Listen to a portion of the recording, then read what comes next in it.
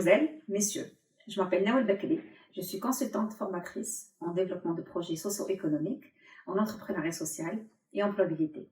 Et aujourd'hui, je viens vous parler en tant que formatrice. Comme vous le savez, le secteur de la formation est un secteur qui a été directement touché par la crise sanitaire. En effet, on ne peut pas exercer notre métier, on ne peut pas se retrouver avec des gens dans un même espace, et donc du coup, on se retrouve handicapé et on n'a pas de visibilité sur notre métier et sur notre secteur. Alors, ce que je vais partager avec vous, ce sont des pistes, ce sont je dirais des solutions qui m'ont mené aujourd'hui à dépasser ce cap-là et à réfléchir mon lendemain, au lieu de laisser d'autres personnes le réfléchir pour moi. On va commencer par la piste numéro 1. Déjà, prendre soin de soi. Donc, je vous recommande, si vous voulez faire quelque chose demain, il faut déjà prendre soin de soi aujourd'hui. Alors, prendre soin de soi au niveau alimentation et au niveau posture.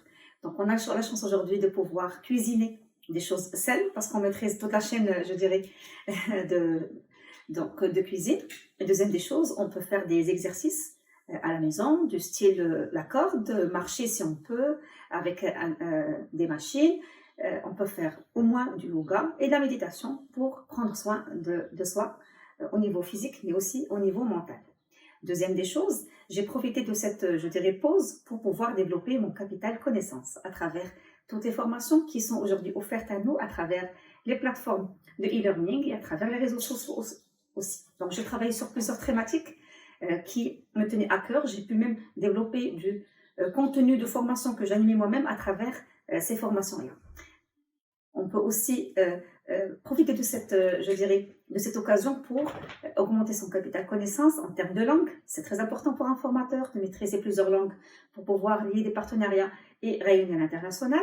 Et troisième des choses, au niveau bureautique, c'est une compétence très importante de pouvoir maîtriser le basics de la bureautique, surtout par rapport à Excel et PowerPoint, parce que je vois aussi qu'il y a des formateurs qui ne sont pas au top de ces logiciels-là, qui sont très importants pour nous en tant que formateurs.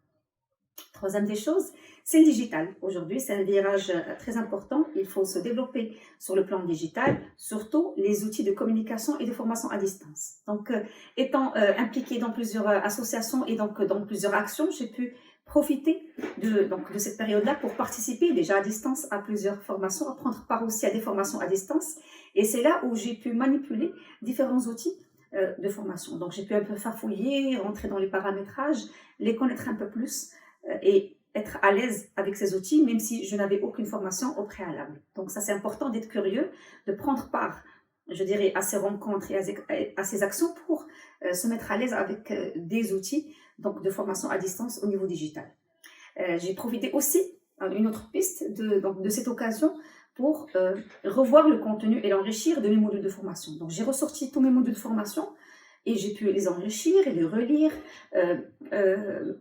mettre des choses à l'intérieur, enlever des slides qui n'étaient pas, je dirais, importants, rafraîchir aussi mon kit pédagogique, les études de cas, les mises en situation, les jeux de rôle, même les outils avec lesquels je travaillais, j'ai pu un peu les rafraîchir. C'est l'occasion jamais de ressortir toute notre, je dirais, boîte à outils et de la rafraîchir durant cette période-là. Par la suite, qu'est-ce que j'ai fait aussi? Eh ben, j'ai fait le lien entre les deux. J'ai appris un peu à manipuler des outils de conférence à distance. J'ai développé et enrichi mes outils de formation.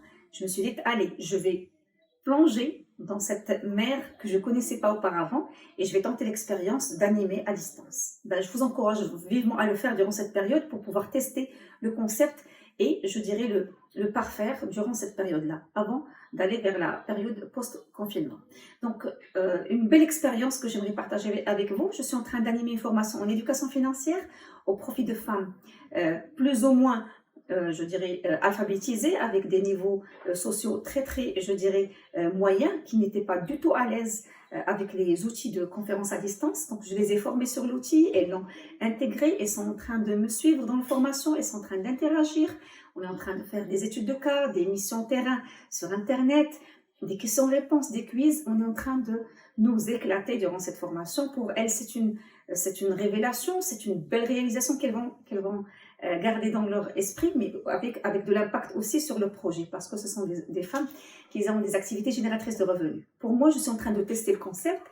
J'ai fait des erreurs, j'ai eu des blocages techniques, j'ai eu des tourments au niveau de la manipulation de l'outil, mais tout ça, c'est bien, c'est très formateur pour moi, parce que aujourd'hui, je maîtrise l'outil et je connais plus de détails sur comment le manipuler et comment animer avec l'outil. Donc, la confiance, et s'accroît avec l'expérience, bien sûr. Et donc, aujourd'hui, je suis en train de développer d'autres concepts de formation pour mes clients et pour ma cible finale. Très bien. Deux derniers conseils. Alors, un conseil très important, c'est qu'il faut rester en veille. Aujourd'hui, on a vu qu'il y a des associations qui défendent les intérêts des consultants et des formateurs, qui sont en train de lobbyer auprès des parties prenantes pour pouvoir, encore une fois, maintenir le secteur de la formation et prescrire de la formation pour les entreprises, parce qu'aujourd'hui, c'est vrai que les entreprises vont ouvrir, mais avec une nouvelle gouvernance, une nouvelle façon de faire, avec des mesures de précautions nouvelles, mais aussi la formation, elle reste très importante, elle reste indispensable pour développer les compétences des collaborateurs. Il prendra de nouveaux formats, peut-être de nouvelles thématiques, le concept sera un peu différent, et donc c'est important d'être prêt aujourd'hui pour pouvoir accompagner nos entreprises marocaines pour dépasser ce cap-là et maintenir le niveau de performance qu'elles avaient avant la crise sanitaire. Dernier conseil à partager, c'est de rester en contact permanent avec son écosystème. Très important, tout ce qu'on est en train de faire, c'est bon. Mais si on ne le partage pas, comment ils vont savoir que nous existons toujours, que nous sommes en train de développer des concepts? Nos clients et nos prospects, comment sauront-ils que nous allons venir avec de nouvelles offres, avec de nouveaux concepts? Donc c'est important de garder le contact avec les confrères, avec les partenaires, avec les bailleurs de fonds, avec des institutions partenaires.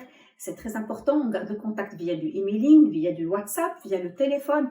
Tous les outils aujourd'hui sont bons pour pouvoir leur dire que nous sommes en train de développer des concepts, que nous sommes en train de préparer des nouveautés pour l'après-confinement et que nous avons peut-être une nouvelle proposition de valeur à leur proposer pour qu'ils puissent adhérer à nos concepts-là.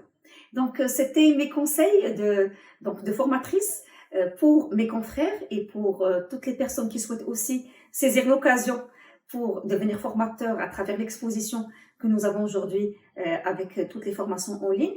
Je vous souhaite le meilleur, prenez soin de vous et à très bientôt.